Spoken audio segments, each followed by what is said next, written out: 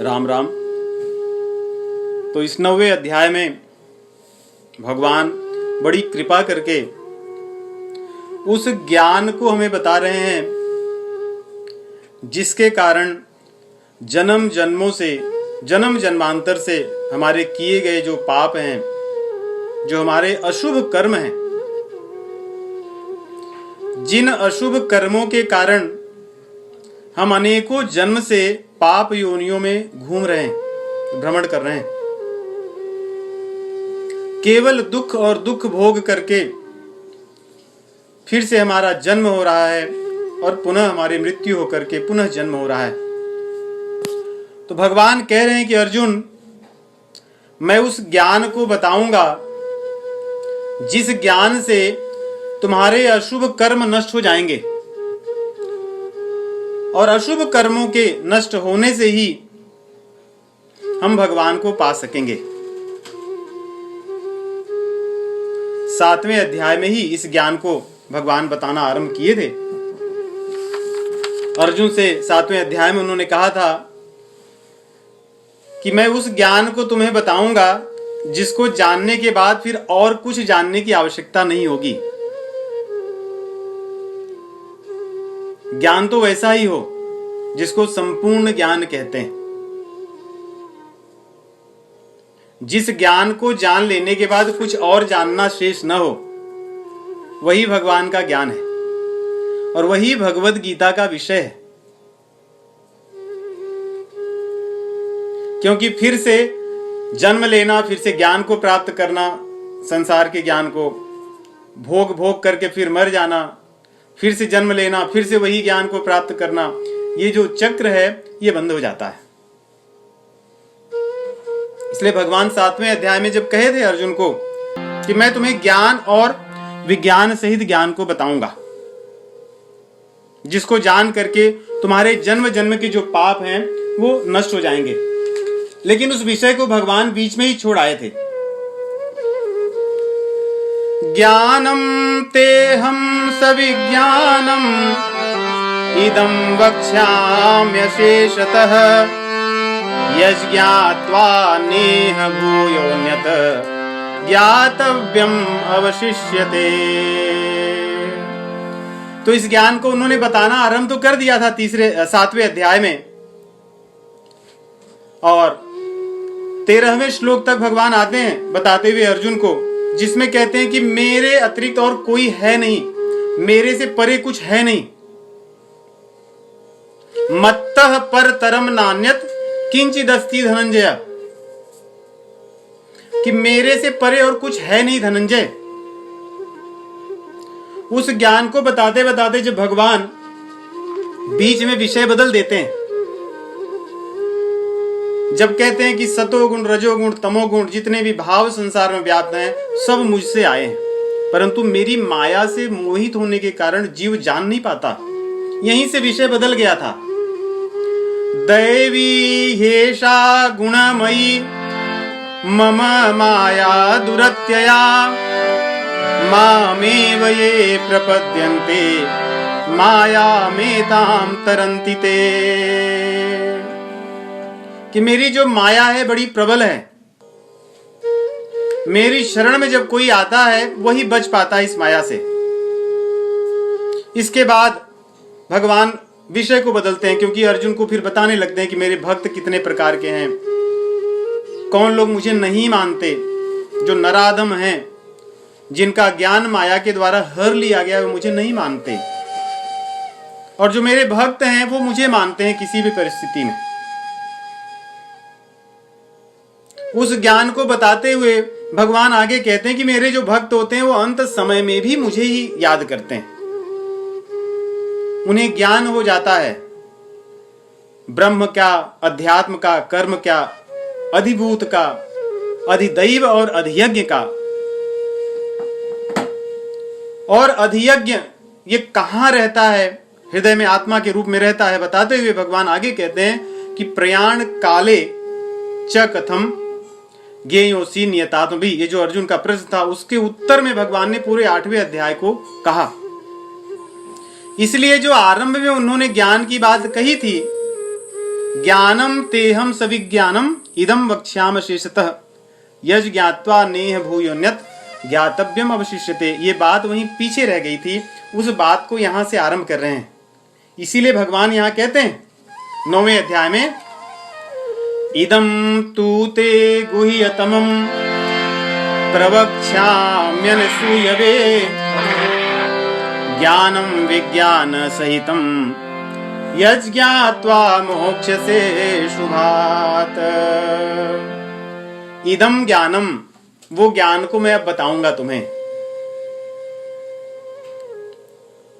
जो बात कहे थे कि मत्तः परतरम नान्यत किंचिदस्ति धनंजय मयि सर्वमिदं प्रोतम सूत्रे मणिगणा इव, कि मेरे से परे कुछ है ही नहीं, सबसे परे मैं हूं।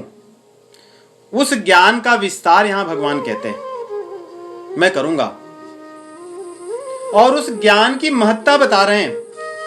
उस ज्ञान को प्राप्त करने के अधिकारी कौन है, किसकी योग्यता है उस ज्ञान को पाने की। कह रहे हैं जो अनसूय है।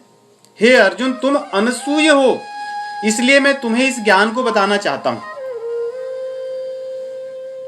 बिना योग्यता के ज्ञान व्यक्ति को नहीं मिल सकता, और कह रहे हैं ये गुह्यतम ज्ञान है। ये ज्ञान कोई अगर मैं न चाहूं तो नहीं समझ सकता। चौथे अध्याय में भी भगवान जब ज्ञान के अधिकार की बात करते हैं तब अर्जुन को कहते हैं, स एवायं मया तेद्य योगः प्रोक्तः पुरातनः भक्तोऽसि मे सखा चेति रहस्यं ह्येतदुत्तमम्। कि तुम मेरे सखा हो, तुम मेरे भक्त हो, इसलिए मैं तुम्हें एक रहस्यमय ज्ञान बता रहा हूं। और यहां पर भी भगवान कह रहे हैं क्योंकि तुम्हारे अंदर योग्यता है, तुम अनसूय हो। अनसूय का अर्थ है जिसके अंदर दूसरों के दोष देखने के संस्कार नहीं है। अत्रि स्मृति में अनसूय का उदाहरण बताते हैं, न गुणान गुणिनो हन्ति स्तौति मंद गुणानपि नान्य दोषेषु रमते सानसूया प्रकीर्तिता। कि जो गुण वाले के गुणों की प्रशंसा करता है, उनके भीतर दोष नहीं देखता, और जिनके पास गुण कम है उनके दोषों को न देखकर उनके भी गुणों को देखता है, मंद गुण वालों के। और जिनके पास गुण ही नहीं है, ऐसे गुणहीन लोगों के दोष में भी वो रमता नहीं, उसकी चर्चा नहीं करता, उसे अनसूय कहते हैं। भगवान श्री कृष्ण, भगवान श्री राम अपनी लीला में स्थान स्थान पर आवश्यकता पड़ने पर अपनी भगवत्ता को प्रकट करते हैं अपने भक्तों के लिए, जहां आवश्यकता पड़ती है। भगवान श्री कृष्ण ने दुर्योधन के पास जब शांति संदेश लेकर गए थे, वहां पर भी अपने विराट रूप को प्रकट किया था। युद्ध भूमि में भी, रण क्षेत्र में अर्जुन के सामने अपने विराट स्वरूप को प्रकट किया था। 7वें अध्याय में भी, और यहां पर भी, और आगे 10वें अध्याय में भी भगवान अपने विराट स्वरूप का वर्णन करते हैं, अपनी विभूति का वर्णन करते हैं। क्यों? जिससे हम भगवान को जान सकें। इन सब चीजों को पढ़ने के बाद में भी व्यक्ति के भीतर भगवान की भगवत्ता पर विश्वास नहीं होता। वो कहता, अरे कृष्ण, वो तो एक साधारण व्यक्ति थे, वो ये जो कार्य किए, ये कार्य में क्या रखा है? उन्होंने जो इस प्रकार की लीला की, या जो इस प्रकार का उनका जीवनी था, मुझे नहीं लगता अच्छा था। ये जो विचार हैं व्यक्ति के, जो भावना है, ये केवल ईर्ष्या के कारण है। कभी कभी आदमी अपनी सुविधा अनुसार कुछ लीला भगवान ने जो अपनी दिव्य लीला की है, उसको करने का प्रयास करता है। व्यक्ति संसार में महाराज करना चाहता है, लेकिन भगवान ने जो गोवर्धन धारण की जो लीला की थी वो नहीं कर सकता, लेकिन रास लीला करने की उसकी इच्छा होती है। और अगर उसको कुछ कहो समझाओ तो द्वेष करता है। भगवान ने जो गोवर्धन धारण किया उस पर उसकी श्रद्धा नहीं होती। क्यों? केवल उसके भीतर असूय भावना होती, इसलिए ईर्ष्या के कारण। भगवान कहते हैं कि जो व्यक्ति ईर्ष्या करता है मुझसे, वो मुझे नहीं जान सकता। रामचरितमानस में भी भगवान की कथा के अधिकारियों की चर्चा होती है और कहते हैं, यह न कहिय सठही हठसी नहीं, यह न कहिय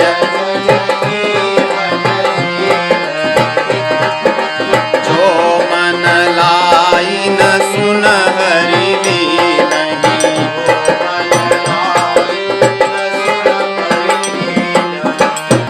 कहिय न लोभी क्रोधी कामी,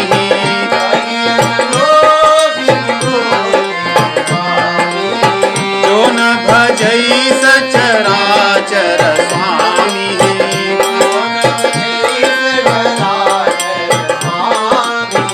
द्विजद्रोही न सुनाए कबहु,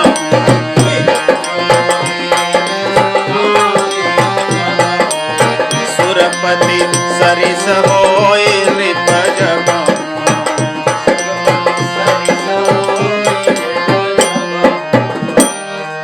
चाहे कोई इंद्र जैसा राजा क्यों न हो, लेकिन यदि वो द्विजों का, भगवान के भक्तों का द्रोही हो, उनसे ईर्ष्या करता हो, वो इसका अधिकारी नहीं है। जो कामी व्यक्ति है, लोभी और क्रोधी है, वो व्यक्ति इसका अधिकारी नहीं है। जो मन लगा करके श्रद्धा पूर्वक भगवान की लीला में विश्वास न करता हो, वो इसका अधिकारी नहीं है, क्योंकि उसके भीतर द्वेष है। इसलिए भगवान की लीलाओं में विश्वास नहीं होता। अगर प्रेम होता तो निश्चय ही विश्वास होता। तो भगवान यहां कह रहे हैं कि ऐसे जो अनसूय जो तुम्हारा स्वभाव है, इसलिए मैं तुम्हें सुनाना चाहता हूं, क्योंकि तुम इसके अधिकारी हो। और ये ज्ञान जो है ये गुह्यतम है, इसमें शरणागति का ज्ञान है, ये धर्ममय ज्ञान है। इस ज्ञान को पाकर जीव धर्म के मार्ग पर चलता है और इस ज्ञान को पाकर जीव पवित्र हो जाता है, क्योंकि ये पवित्र करने वाला ज्ञान है। नहीं ज्ञानेन सदृशम पवित्रमिह विद्यते, नहीं ज्ञानेन सदृशम पवित्रम इह विद्यते। इस ज्ञान के समान पवित्र करने वाला और कोई नहीं है। तत्स्वयं योग संसिद्ध कालेन आत्मनि विन्दति। और ये ज्ञान ऐसा है कि अपने आप भगवान के ज्ञान को प्रकट करा देता है, भगवान की लीलाओं को प्रकट करा देता है, हम उसको समझ सकते हैं।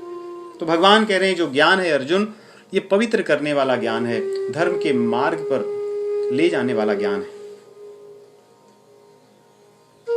और इस ज्ञान को जानकर हमारे भीतर का जो तम है वो नष्ट हो जाएगा। ये उत्तम ज्ञान है, ये श्रेष्ठ ज्ञान है, अंधकार को नष्ट करने वाला ज्ञान है। और इसको पा करके जो हमारे अशुभ कर्म है वो नष्ट हो जाएंगे। लेकिन इसके लिए एक चीज की और आवश्यकता है, वो है श्रद्धा की। श्रद्धा विहीन व्यक्ति इस ज्ञान को नहीं पा सकता। यही पूंजी है जिससे हम इस ज्ञान को पा सकते हैं। श्रद्धावान लभते ज्ञानम तत्परः संयतेन्द्रिय, कि श्रद्धा से ही इस ज्ञान को पाया जा सकता है। और ज्ञानम लब्ध्वा पराम शांतिम अचिरेणाधिगच्छति, कि इस ज्ञान को पाकर शांति मिल जाएगी, भगवान का प्रेम मिल जाएगा। रामचरितमानस में कहते हैं कि जिस व्यक्ति के भीतर श्रद्धा नहीं है वो कभी भगवान को, भगवान की लीला को, भगवान की कथा को पा नहीं सकता। जे श्रद्धा संबल रहित नहीं संतन कर साथ, तिन कह मानस अगमयति जिन्हि न प्रिय रघुनाथ। जिनको भगवान के चरणों में प्रेम नहीं है, श्रद्धा नहीं है, भगवान के भक्तों से प्रेम नहीं है, सत्संग में प्रेम नहीं है, वे इस ज्ञान को नहीं पा सकते। और इस ज्ञान की महत्ता क्या है, क्यों इसको हमें चाहिए? क्योंकि इसको पाने से हम आवागमन का जो चक्र है, जन्म मरण का जो चक्र है, मुक्त हो जाएंगे, अन्यथा बार बार इसी में आएंगे जाएंगे। भगवान कह रहे हैं अप्राप्य माम निवर्तन्ते मृत्यु संसार वर्तमनि। मृत्यु वाला जो रास्ता है संसार का, इसी में आओगे जाओगे बार बार, अगर मुझे नहीं पाओगे तो। इसलिए इस ज्ञान को जानकर मुझे पालो। एक बहुत बढ़िया दृष्टांत है कि एक चारों ओर कोई व्यक्ति को मान लो जेल में रख करके चारों ओर बड़ी ऊंची दीवार है और उसमें एक दरवाजा है जहां से निकला जा सकता है, दरवाजा खुला है। और वो व्यक्ति मान लो देख न सकता हो नेत्र से, और एक हाथ से दीवार को पकड़कर एक हाथ से लाठी लिया और चल रहा है दीवार पकड़कर कि जहां पे दरवाजा आएगा, हाथ से जब पता चलेगा तो मैं वहां से बाहर निकल जाऊंगा। लेकिन वो चक्कर लगाता है और दुर्भाग्य से जब दरवाजा आता है पास में, उसके पहले ही उसके माथे में खुजली होने लगती है। तो दीवार से वो हाथ हटा करके माथा खुजलाने लगता है। तो जो दरवाजा था वो छूट जाता है, फिर वो आगे निकल जाता है, फिर चक्कर लगाता है। फिर जब दरवाजा पास में आता है, उसके पहले उसके शरीर में फिर कहीं खुजली होने लगती है और दीवार से हाथ हटाकर वो चलता रहता है, सिर खुजलाते हुए, शरीर खुजलाते हुए। फिर आगे पार हो जाने पर फिर चक्कर लगाता है। इस प्रकार भोग विलास की जो खुजली है मनुष्य के जीवन में, ये खुजली उसको संसार का जो भ्रमण करने वाला मार्ग है इससे मुक्त नहीं होने देती, ये इसी में फंसा कर रखती है। तो भगवान कह रहे हैं कि इस ज्ञान को पाकर इसमें से तुम निकल जाओ, इसमें से मुक्त हो जाओ। और ये ज्ञान को बताते हुए भगवान कहते हैं कि हे अर्जुन, मेरे अतिरिक्त और कुछ है नहीं। जो भी तुम्हें देखने में, सुनने में, समझने में, जो भी तुम्हारी इंद्रियां अनुभव कर सकती हो, जो भी तुम्हारे मन में, बुद्धि में जो भी दृश्य आ सकते हो, जहां तक तुम्हारे मन की गति हो, सब कुछ मैं हूं, मेरे अतिरिक्त कुछ नहीं है। चाहे वो चर हो, अचर हो, जड़ हो, चेतन हो, वो सब मैं हूं, मेरा ही सब कुछ अंश है। कह रहे इस संसार में जो कुछ दिख रहा है अर्जुन, ये जितने भी भूत हैं, प्राणी हैं, सब मुझ में स्थित हैं, परंतु मैं उनमें स्थित नहीं हूं। ऐसा कहकर के आगे कह रहे हैं वो मुझ में भी स्थित नहीं है, ये मेरा ऐश्वर्य है। देखें तो ये बातें विरोधाभास लगती हैं। भगवान कह रहे हैं कि वे सब मुझ में स्थित हैं लेकिन मैं उनमें स्थित नहीं हूं, और आगे ये भी कह रहे हैं कि एक तरह से वे भी मुझ में स्थित नहीं है, वो मुझसे ही प्रकट होते हैं। मैं ही भूत भावन हूं और भूत भृत मैं ही हूं, मैं ही उनका पालन करने वाला हूं, परंतु मैं उनमें नहीं हूं। ये बात कितनी सोचने में कठिन लगती है, लेकिन है वास्तविकता यही।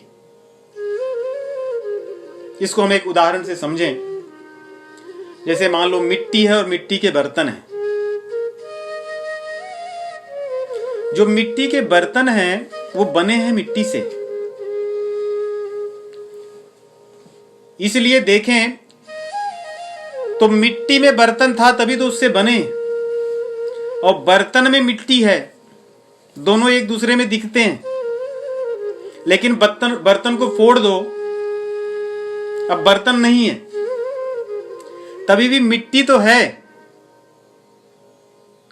अगर बर्तन में मिट्टी होती, ध्यान से समझने का प्रयास कीजिए, अगर बर्तन में मिट्टी होती तो बर्तन के टूट जाने पे मिट्टी भी खत्म हो जाती, लेकिन मिट्टी तो है। तो इस तरह से देखें तो एक तरह से लगता है कि बर्तन में मिट्टी और मिट्टी में बर्तन तो हैं, परंतु नहीं भी हैं। और दूसरा, अगर मिट्टी में बर्तन होते तो बर्तन तो टूट गए, मिट्टी तो है, लेकिन बर्तन कहां गए? फिर बर्तन भी होते। तो इस प्रकार अगर समझें तो एक प्रकार से बर्तन में मिट्टी है और मिट्टी में बर्तन है, और दूसरी तरफ से देखें तो नहीं है, केवल एक ही चीज है, वो है मिट्टी। मिट्टी सदैव रहने वाली है, बर्तन रहें या न रहें। दूसरी तरफ से अगर हम मान लो अपने मन में यहां बैठ करके स्मरण करें आंखें बंद करके कि हम अयोध्या जी में हैं, इस समय भगवान के श्रीधाम अयोध्या में बैठे हैं, तो हमारे मन में अयोध्या धाम आ चुका है और आंखें बंद किए हुए भी हम अयोध्या में विचरण कर रहे हैं, वहां पे आनंद ले रहे हैं। लेकिन जैसे ही इस विचार को छोड़ दें, तब न तो अयोध्या में हम हैं, न तो हमारे मन में अयोध्या है। तो इस प्रकार देखिए, संकल्प भगवान करते हैं, उसी से सृष्टि बनती है। भगवान अपने संकल्प से सृष्टि को बनाते हैं और उनके इस संकल्प से सृष्टि का प्रलय होता है। उनके संकल्प से इस सृष्टि का पालन होता है। इसलिए भगवान कह रहे हैं कि अर्जुन, सब कुछ वास्तव में मुझ में है, लेकिन एक प्रकार से मुझ में नहीं है, यही मेरा ऐश्वर्य है। वो ऐश्वर्य क्या है? वो ऐश्वर्य है मेरी प्रकृति, मेरी माया, जो बात को छोड़ आए थे 7वें अध्याय में। दैवी हेषा गुणमयी मम माया दुरत्या मामेव ये प्रपद्यन्ते माया मेताम तरन्ते। मेरी जो माया है, मेरी जो प्रकृति है, वो मेरा ऐश्वर्य है, वो सब कुछ करती है, मैं नहीं करता। इसलिए मैं नहीं हूं उनमें, या वो मुझ में नहीं है, मेरी प्रकृति सब करती है, मैं उसका अध्यक्ष हूं। मयाध्यक्षेण प्रकृति सूयते सचराचरम। मेरी अध्यक्षता में मेरी ये प्रकृति सब करती है, मैं नहीं करता कुछ। और न तो मैं अपने आप को कर्ता मानता हूं, इसलिए इन कर्मों का फल भी मुझे नहीं मिलता। नहीं, अगर कोई व्यक्ति कुछ काम करे, उसका फल तो उसको मिलना ही है। तो भगवान कह रहे हैं कि सृष्टि में जीव सब दुख भोग रहे हैं, सुख भोग रहे हैं, सब विनाश हो रहा है, प्रलय हो रहा है, सृजन हो रहा है, विविध प्रकार की क्रियाएं इस संसार में घट रही हैं, लेकिन मुझे इनसे कुछ, इनका मेरे ऊपर कुछ प्रभाव नहीं पड़ता। मैं अपने आनंद में सदैव रहता हूं। क्यों? क्योंकि मेरी अध्यक्षता में मेरी प्रकृति ही सब कुछ करती है। चर अचर जितनी भी संसार में सृष्टि होती है, उनका पालन होता है, उनका प्रलय होता है, मेरी प्रकृति करती है, मैं नहीं करता। और बिना प्रलय हो जाने पर मेरी प्रकृति में सब आकर समा जाते हैं और वो मेरी प्रकृति मुझ में आ जाती है। और जब सृजन करने का समय आता है तो मैं प्रकृति को निर्देश देता हूं और वो सृजन करती है। इसलिए मेरा इसमें कुछ नहीं है। इस ज्ञान को जो छोड़कर आए थे, उस ज्ञान को भगवान बताते हैं। और इस तरह का ही वर्णन रामचरितमानस में आता है। आरंभ में ही हम देखते हैं, जब मंगलाचरण गोस्वामी तुलसीदास जी कहते हैं, तभी कहते हैं, उद्भव स्थिति संहारकारिणीं क्लेशहारिणीं सर्वश्रेयस्करीं सीतां नतोऽहं राम वल्लभाम्। इस सर्व श्रेय करने वाली जो रामचंद्र जी की वल्लभा है, वही तो सृष्टि को चलाती हैं, वही उसकी रचना करती हैं और वही उसका संहार करती हैं। मनु शतरूपा के प्रकरण में भी कहते हैं कि जो आदि शक्ति हैं, जो सभी निधियों की, जो सभी छवियों की निधि हैं, सब कुछ जिनके पास है, जो जगत का कारण है, जग की मूल है, वही रामचंद्र जी के वाम दिशा में, वाम भाग में है। और जिसकी केवल भ्रिकुटी विलास से ही संसार का सृजन होता है, संसार का पालन होता है और संसार का संहार होता है, वे ही आदि शक्ति सीता जी हैं, वे ही भगवान की आदि शक्ति हैं और उन्हीं से माया प्रकट होती हैं। उन्हीं से प्रकृति, यही उनकी प्रकृति है, शक्ति है। जासु अंश उपजहि गुण खानी, जासु अंश उपजहि गुण खानी, अगणित उमा रमा ब्रह्मानी,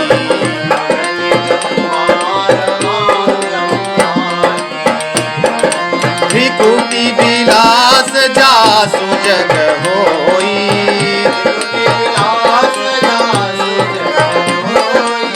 राम बाम दिशि सीता सोई, राम बाम दिशि सीता सोई।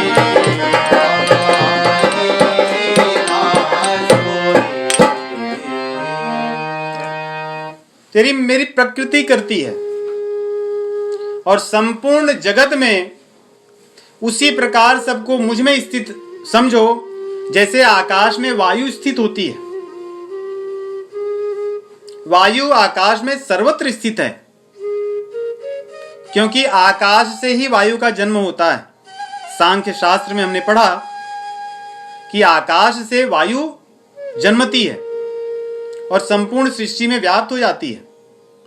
संपूर्ण आकाश में वही व्याप्त है और प्रलय के समय वायु आकाश में चली जाती है, आकाश उसको अपने में समाहित कर लेता है। उसी प्रकार संपूर्ण सृष्टि भगवान से उत्पन्न होती है और भगवान में ही समाहित हो जाती है। इसका और कहते हैं भगवान की मुझसे इसका कुछ लेना देना नहीं रहता, मैं इससे निर्लिप्त हूं, मैं इससे सदैव परे हूं।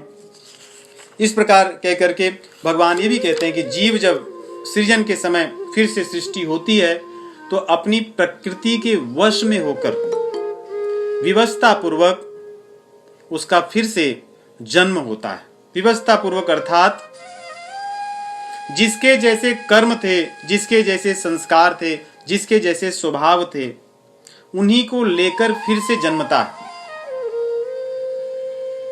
उन्हीं को लेकर जन्मता है। उसमें उसका कोई कुछ नियंत्रण नहीं होता, वो परवश होता है।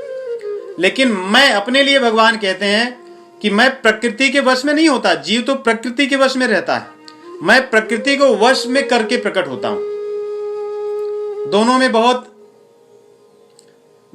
विपरीत चीज है। भगवान अपनी प्रकृति को अपने वश में रखते हैं और जो जीव है वो प्रकृति के वश में रहता है। परबस जीव स्वबस भगवंता, परबस जीव स्वबस भगवंता, जीव अनेक एक श्री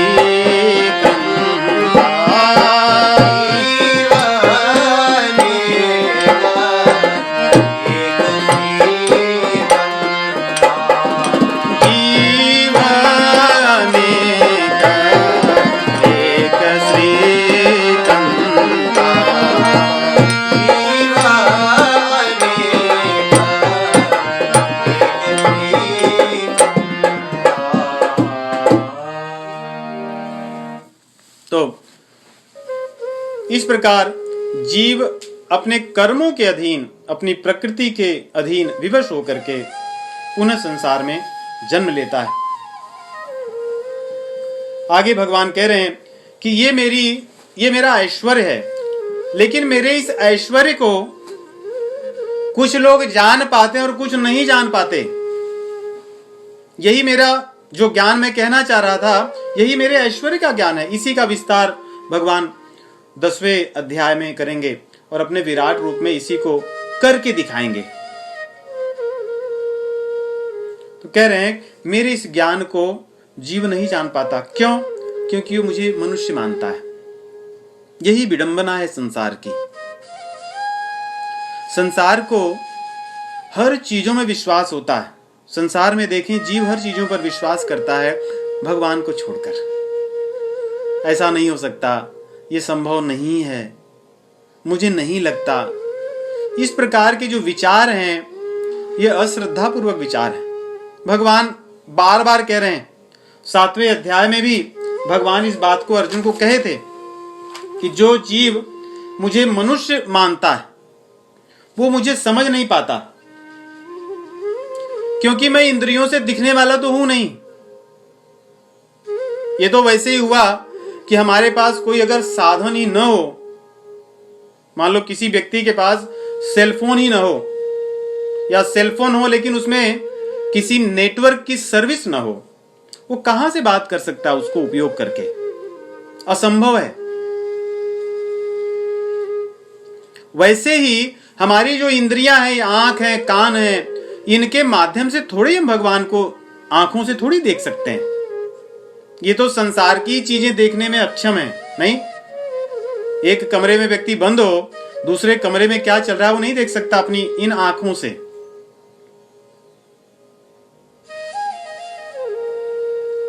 तो जो चीजें संसार को ही दिखाने में अक्षम है, वे भगवान को क्या दिखाएंगी? भगवान को देखने के लिए तो हृदय के नेत्र चाहिए, अपनी श्रद्धा के नेत्र चाहिए, प्रेम के नेत्र चाहिए, जिससे हम भगवान को देख सकते हैं। इसलिए भगवान यहां पे कह रहे हैं, 7वें अध्याय में भी कहे थे और उसी बात को यहां भी कहते हैं।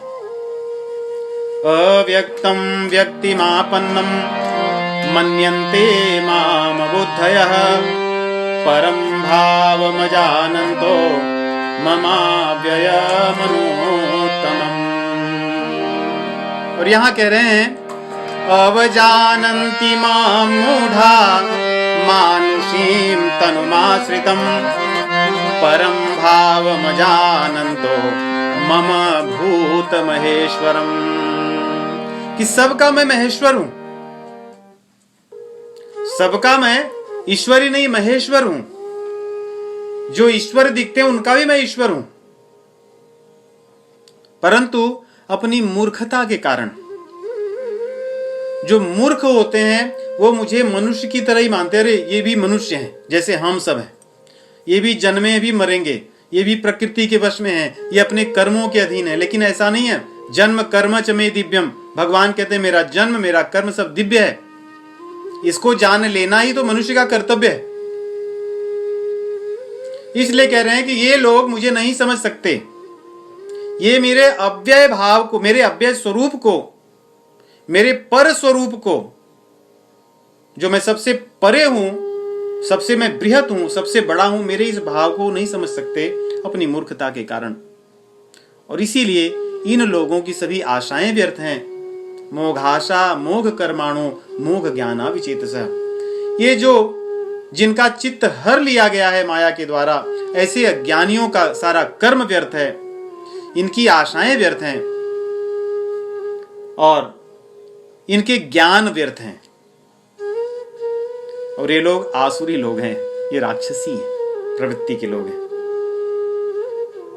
ये मोहित हुए लोग, भटके हुए लोग हैं। नहीं, इतनी कड़े शब्दों में और कहीं सुनने को नहीं मिलता। भगवान कह रहे हैं ये राक्षसी प्रवृत्ति के लोग हैं, ये सब लोग आसुरी हैं। और ये सब जिनका ज्ञान हर लिया गया, जो मोहित हुए लोग हैं। राक्षसी और आसुरी में इतना ही अंतर समझिए कि राक्षस व्यक्ति सब चीजें अपने लिए पाना चाहता है, जहां आवश्यकता हो वहां पे भी, जहां नहीं हो वहां पे भी। और उसमें अगर बाधा लगे तो बिना आंख बंद किए जिसको जो चाहे मारना, पीटना, काटना, जो करना पड़े सब करेगा। आसुरी व्यक्ति कहते हैं जो अपने असुह मतलब प्राणों में ही जिसके सब काम लगे हों, मतलब अपने शरीर से संबंधित, इसके पोषण से संबंधित ही चीजों में जो व्यक्ति लगा, आसुरी प्रवृत्ति का व्यक्ति है। और मोहिनी प्रवृत्ति जो प्रमादी लोग हैं, जिनका कहते हैं, जिसको अंग्रेजी में इग्नोरेंट कहते हैं, जो इग्नोरेंट है, जिसको पता ही नहीं कि क्या सही है क्या गलत है, क्या करना है क्या नहीं करना है, खा लिया, सोया, प्रमाद किया। भगवान कह रहे हैं ये लोग मुझे नहीं समझ सकते। लेकिन कौन समझ सकते हैं? कहते हैं महात्मनः तो माम पार्थ दैवीं प्रकृतिमाश्रिता। जो दैवी गुणों के आश्रित हुए लोग हैं, महात्मा लोग हैं। दैवी गुण वो गुण हैं जो भगवान से मिला दें, अभयम सत्व संशुद्धि ज्ञान योग व्यवस्थित, जो 16वें अध्याय के आरंभ के 1, 2, 3 श्लोकों में भगवान ने इन सभी गुणों का वर्णन किया है, जिनके भीतर दया है, जिनके भीतर श्रद्धा है, जो दूसरों की सेवा करते हैं, जिनके भीतर अहंकार नहीं है, जो सब कुछ में भगवान को देखते हैं। ये दैवी गुणों के आश्रित जो लोग, जो महात्मा हैं, वे मुझे जानते हैं, वे मुझे जान सकते हैं, और मुझे जान करके वो मेरा सदैव भजन करते हैं, नित्य मेरा भजन करते हैं। क्योंकि जब मुझे कोई जान लेगा तो मेरा भजन करने के अतिरिक्त और क्या करेगा? भगवान को तो जानते ही हम, इसीलिए जानना इसीलिए चाहते हैं। जाने बिनु न होई परतीति, जाने बिनु न होई, बिनु परतीति होई नहीं प्रीति, प्रीति बिना नहीं भगति दृढ़ाई,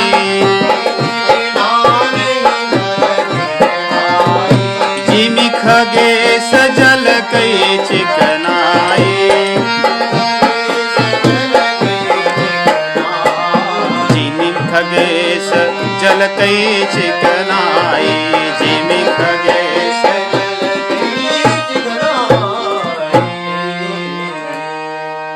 कहते हैं कि जो मुझे जान लेगा तो मेरा सदैव भजन करता है, अपने हर क्रियाओं में मुझे देखता है, अपने सुख दुख में मेरा अनुभव करता है। सततम कीर्तयन्तो माम यतन्तश्च दृढ़व्रताः, वो दृढ़ता पूर्वक मुझे पाने के लिए यत्न करता है, सदैव मेरी कीर्ति को गाता है। नमस्यन्तश्च माम भक्त्या नित्य युक्ता उपासते, वो मुझे नमस्कार करता है। नमस्कार करना जो हमारे नमस्कार की विधि है वो, और नमस्कार करना मतलब जहां झुक जाना, शरणागत हो जाना।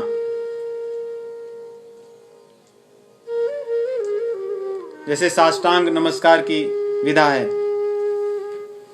सभी अपने अष्ट अंगों सहित नमस्कार करना भगवान को, अपने पैर से, जानू से, अपनी छाती से, अपने हाथ से, अपने नेत्र से, और मन से, वाणी से, इस प्रकार, और सिर से, इस प्रकार अष्ट अंगों से जो नमस्कार करने की विधा है, नमस्कार करना भगवान को।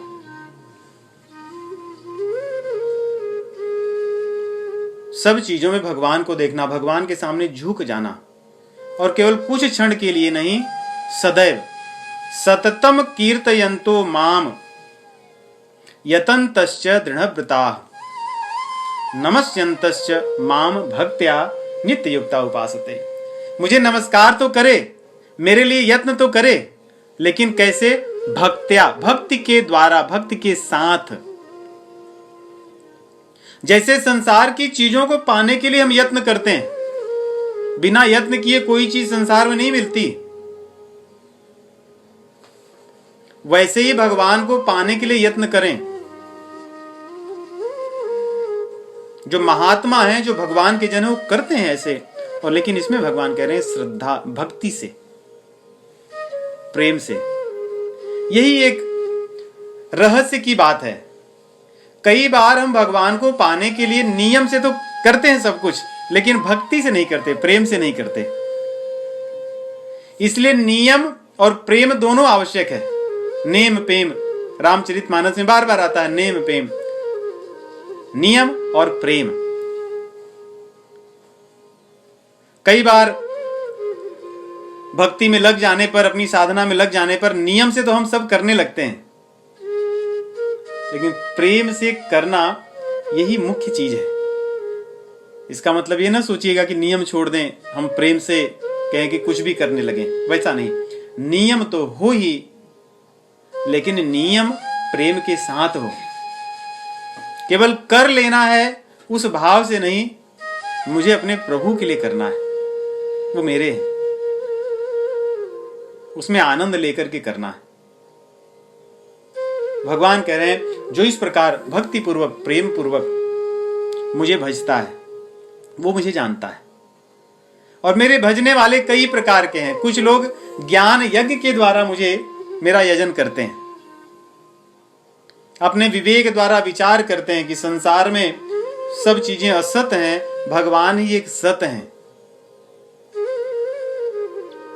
मैं आत्मा हूं, मैं भगवान का हूं, मैं ये शरीर नहीं हूं, इसलिए मुझे आत्म साक्षात्कार हो, मुझे भगवान का साक्षात्कार हो। इस प्रकार विवेक के माध्यम से जीव कर्म करता है। तो भगवान कह रहे हैं कि मुझे प्रेम से भजे। और कुछ लोग ज्ञान से भगवान को भजते हैं, ज्ञान के माध्यम से। कोई भगवान के साथ एकता अपनी मान करके एकत्वेन पृथक्त्वेन, कि हम तो हैं तो भगवान के ही अंश, ईश्वर अंश, जीव अविनाशी, सत चेतन घन आनंद राशि। तो उस दृष्टि से देखें तो हम तो हैं भगवान के ही, लेकिन हम भगवान के दास हैं, भगवान के हम सेवक हैं। इसलिए भगवान से हमारी एकता भी है और भगवान से हम अलग भी हैं, भेद भी है और अभेद भी है। तो भगवान कह रहे हैं कि इस भाव से भी लोग मुझे भजते हैं। एकत्वेन पृथक्त्वेन बहुधा विश्वतो मुखम, मुझे अनेक मुखों वाला अर्थात सर्वत्र मुझे व्याप्त मानकर भी जीव मुझे भजता है, मेरे विराट स्वरूप का भजन करता है। भागवत पुराण में आता है कि भगवान को नवधा भक्ति से भजा जाता है। रामचरितमानस में भी इसकी चर्चा है। दो प्रकार की नवधा भक्ति, जब एक सबरी जी को माता सबरी जी को भगवान श्री रामचंद्र जी कहते हैं और दूसरा लक्ष्मण जी को, जब श्रवण कीर्तन आदि नवधा भक्ति। और भागवत पुराण में प्रहलाद महाराज जी नवधा भक्ति की चर्चा करते हैं। श्रवणम कीर्तनम विष्णोः स्मरणं पाद सेवनम अर्चनम वंदनम दास्यम सख्यम आत्मनिवेदनम। श्रवण कीर्तन स्मरण, पाद सेवनम, अर्चन वंदन, दास्य सख्य और आत्मनिवेदन, ये जो 9 भक्ति के प्रकार हैं, नवधा भक्ति है। इस प्रकार भगवान कह रहे हैं कि मुझे अलग अलग प्रकार से मेरे भक्त मुझे भजते हैं और सब कुछ मैं ही हूं, सर्वत्र व्याप्त मैं ही हूं, मेरे अतिरिक्त कुछ नहीं है, ऐसा मानकर मुझे भजते हैं। तो मैं क्या क्या हूं, उसी की चर्चा भगवान कहते हैं कि क्रतु मैं हूं। श्रुतियों में कहा गया जो सकाम यज्ञ है क्रतु कहते हैं, इसीलिए इंद्र को शतक क्रतु कहते हैं। तो जो क्रतु है वो मैं हूं। स्मृतियों में कहे गए जो हमारे कर्तव्य रूपी जो यज्ञ हैं, जिनको पंच यज्ञ भी कहा जाता है, वो मैं हूं। स्वधा मैं हूं, पितरों को अर्पित किए जाने वाला जो धान्य है वो मैं हूं। और औषधम भी मैं ही हूं, जड़ी बूटियां आदि शाकल्य जो हैं वो मैं ही हूं। मंत्र मैं हूं, यज्ञों में क्रतु में उपयोग किया जाने वाला। और घी भी मैं हूं और अग्नि भी यज्ञों में मैं ही हूं। आहवनीय जो अग्नि है भगवान कह रहे हो मैं ही हूं। और हुतम भी मैं ही हूं, जो हव्य है जो अर्पण किया जाता है वो भी मैं हूं। इस संसार का मैं पिता हूं, माता हूं, मैं इस संसार का धारण करने वाला धाता हूं और मैं संसार का पितामह हूं। यदि ब्रह्मा को माने कि वो इस संसार को बनाने वाले हैं तो भगवान कहते हैं कि मैं उनका भी पिता हूं, तो इसलिए मैं आपका पितामह हो गया, दादा हो गया। तो मैं आपका पिता भी हूं, आपका दादा भी हूं और मैं ही वेद्य हूं। मुझे ही जानने के लिए सारे वेद पुराण जो है मेरे जानने के लिए बनाए गए। सब कुछ पढ़कर अगर मुझे नहीं जान पाए तो तुमने कुछ नहीं पढ़ा। सब कुछ या सबसे मैं ही जानने के लिए हूं, इसलिए और कहते हैं कि मैं ही पवित्र हूं और ओमकार मैं ही हूं। ये ओम है, ये मैं ही हूं, ये मेरा ही नाम है।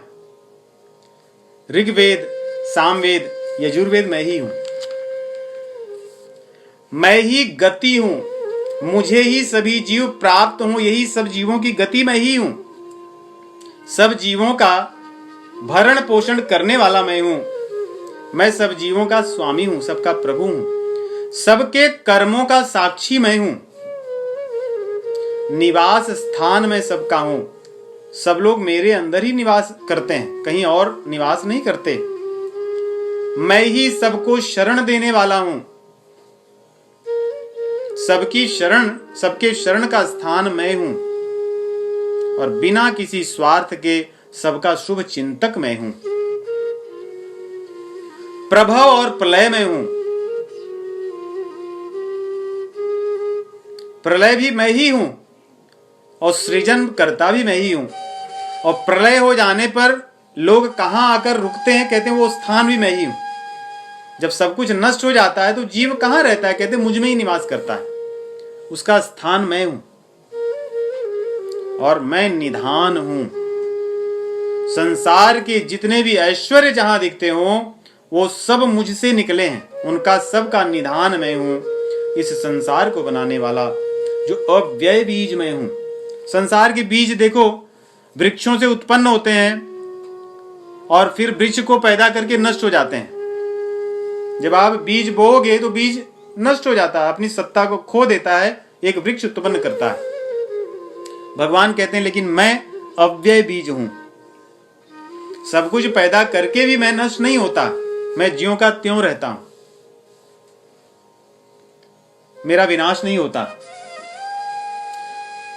तपामि अहम, मैं ही सूर्य बनकर के तपता हूं और मैं ही वर्षा करता हूं, मैं ही इंद्र हूं, मैं ही मेघ हूं।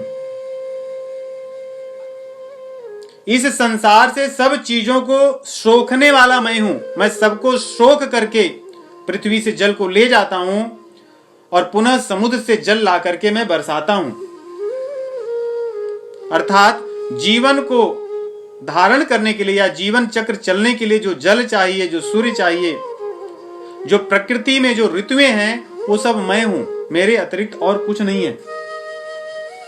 अमृत मैं हूं और मृत्यु भी मैं हूं।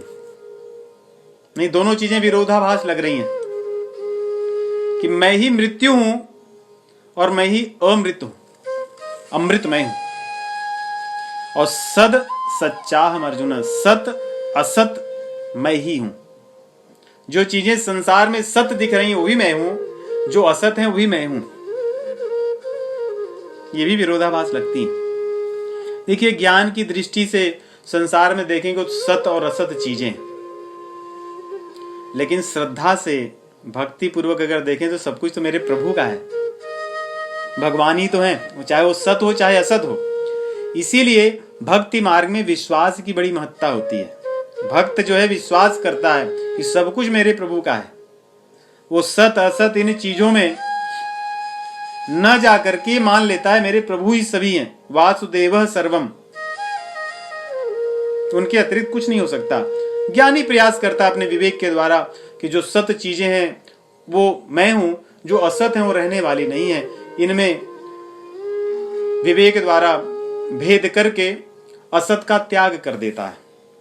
लेकिन भगवान कह रहे हैं दोनों मैं ही हूं, सत और असत। भागवत पुराण में 10वें स्कंद में इस बात को कहते हैं कि जो भोगी जीव होता है उसको संसार में भगवान काल रूप में मिलते हैं, अर्थात मृत्यु रूप में।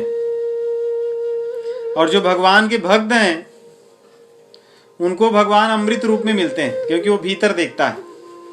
तो वही भगवान एक ही हैं जो संसार में काल रूप में सबको खाने के लिए बैठे हैं, और वही भगवान अपने भक्तों को अपना परम पद देने के लिए अमृत रूप में बैठे हैं। बस हमारे दृष्टि का अंतर है कि हम बाहर देखते हैं भगवान को या भगवान को भीतर देखते हैं तो भगवान वही। वीर्याणि तस्याखिल देह भाजा मंतर्बहिः पुरुष काल रूपैः प्रयच्छतो मृत्यु मुतामृतं च माया मनुष्यस्य वदस्व विद्वन्। कि भगवान संसार में काल रूप से और अपने भक्तों के लिए अमृत रूप से सदैव व्याप्त हैं और भगवान के अतिरिक्त वास्तव में कुछ नहीं है। आरंभ में भी भगवान थे, आज जो प्रकट हुए हैं वो भी भगवान ही है, चाहे हमें सत असत चर अचर रूप में जो भी दिखे। और ये सब चीजें जब नहीं रहेंगे तब भी जो शेष होगा वही भगवान, वो भी भगवान ही रहेंगे, वो भगवान का ही अंश है। अहमेवासमेवाग्रे नान्यद यद सद सत परम पंचादहं यदेतच्च यो वशिष्येत सोऽस्म्यहम्। भागवत पुराण दूसरे स्कंद का 9वां अध्याय और 32वां श्लोक। तो जो कुछ अंत में बचेगा भगवान कह रहे हैं वो भी मैं ही हूं, मेरे अतिरिक्त और कुछ है नहीं। यही ज्ञान है, जिस ज्ञान को जानकर मेरा भक्त मेरी तरफ आता है और जिस ज्ञान को न जान करके भोगी व्यक्ति संसार में भ्रमण करता रहता है। और धर्म के मार्ग पर चलते हुए, वेदों को मानते हुए, वेदों में बताए गए जो सकाम कर्म हैं उन कर्मों को करते हुए जो जीव पुण्य को अर्जित करता है और पुण्य को अर्जित करके वो देवलोकों में जाता है, देवलोकों में भोग भोगता है खूब, और भोग भोग करके जब उसके कमाए हुए जो पुण्य थे नष्ट हो जाते हैं तो फिर से जन्म मरण के चक्कर में आ जाता है। भगवान कह रहे हैं इस प्रकार जो त्रयी धर्म है, त्रयी धर्म अनुप्रपन्ना, अर्थात हमारे जो 3 वेदों में ऋक् साम यजुर्वेद जो हैं, इन वेदों में कहे गए जो सकाम कर्म हैं, जो सकाम यज्ञ हैं, उनको करके जीव उन पापों को नष्ट कर देता है जो पाप उसको देवलोक में जाने से रोकते हैं और पुण्य को अर्जित करता है। यहाँ पे सोमपाह पूत पापा कहते हैं। सोमपाह अर्थात सोम रस को पीने वाले, जो हमारे वैदिक यज्ञ करने वाले जो ज्ञानी लोग थे, कहते हैं एक सोमलता होती है, उस लता के रस को मंत्रों द्वारा वे प्राप्त कर लेते थे और उसी को पी करके वे यज्ञ आदि कर्मों को किया करते थे। उससे एक प्रकार से बड़ी शुद्धि होती है और तप करने की शक्ति मिलती है। मुझे नहीं पता अब इस प्रकार के ब्राह्मण रह गए होंगे जो इस प्रकार के कार्य अभी भी कर सकते होंगे कहीं। कहते हैं कि जो यज्ञ करने वाले जो लोग हैं, सोमपान करने वाले जो लोग हैं, जिन्होंने अपने पापों को नष्ट करके जो पुण्य हो गए हैं, ऐसे लोग देवलोक में जाते हैं और वहां पे विशाल भोग भोगते हैं। छोटा मोटा भोग नहीं, विशाल भोग इसलिए भी कि जैसे हमने पिछली बार देखा था कि ब्रह्मा का एक दिन कितना बड़ा होता है और देवलोक का एक दिन हमारे पृथ्वी लोक के 1 वर्ष के बराबर होता है। तो ये अलग अलग लोकों में जब जीव जाता है भोग भोगने के लिए तो कितने वर्षों तक भोग भोगता होगा, और वहां का भोग कितना विशाल है, जहां पे सांसारिक दुख नहीं है। परंतु एक न एक दिन वो समय भी आता है जब वो संसार, वो भोग वाला संसार, देवों का जो लोक है वो भी नष्ट होता है। इसी को तो भगवान कहे थे कि आ ब्रह्म भुवना लोका पुनरावर्ती नोर्जुना, माम उपेत्य तु कौन्तेय पुनर्जन्म न विद्यते, कि आप ब्रह्म लोक तक जाओगे फिर भी वो नश्वर है। तो भगवान यहाँ कहते हैं कि हे अर्जुन, ये मेरा ज्ञान है, परंतु सकामी व्यक्ति, मुझे न जानने वाला या भोगों में और संग्रह में लगा हुआ जो जीव है, वो अपने पुण्य कर्मों से अनेक देवलोकों में जाता है, वहां पर भोग भोगता है, और उस भोग को भोगने के पश्चात जब उसके पुण्य नष्ट हो जाते हैं, पुनः जीवन मरण के चक्र में फंसने के लिए इस पृथ्वी लोक पर आता है। मर्त्य लोके, मर्त्य लोकम, इस मर्त्य लोक में पुनः आ जाता है और फिर से उस चक्र में फंसता है। तो इस प्रकार भगवान को पाने का जो ज्ञान है, जो गुप्त ज्ञान है, जो रहस्यमय ज्ञान है, उसको भगवान अर्जुन को कहते हैं, जिसको जानकर हम भगवान को पाने की इच्छा रखें, हम भगवान को पाने की हमारे भीतर लालसा हो, और हम अपने जीवन में साधना के माध्यम से, भक्ति के माध्यम से भगवान का नाम संकीर्तन करके, भगवान का नाम जप करके उनसे प्रेम को बढ़ाएं और अपने कर्तव्य को समझ करके इस मानव जीवन का जो उद्देश्य है उसको प्राप्त करें। यही अभी तक का भगवद गीता का जो हमने पढ़ा 9वें अध्याय में, यही भगवान संदेश देना चाहते हैं। मैं यहीं पर विराम लूंगा। अगली बार आगे के श्लोकों को पढ़ेंगे, जिसमें भक्ति की बड़े महिमा को बड़े सुंदर ढंग से भगवान ने प्रस्तुत किया है, जो हमारे जीवन के लिए नितांत आवश्यक है। तब तक के लिए आप सभी को मेरी राम राम।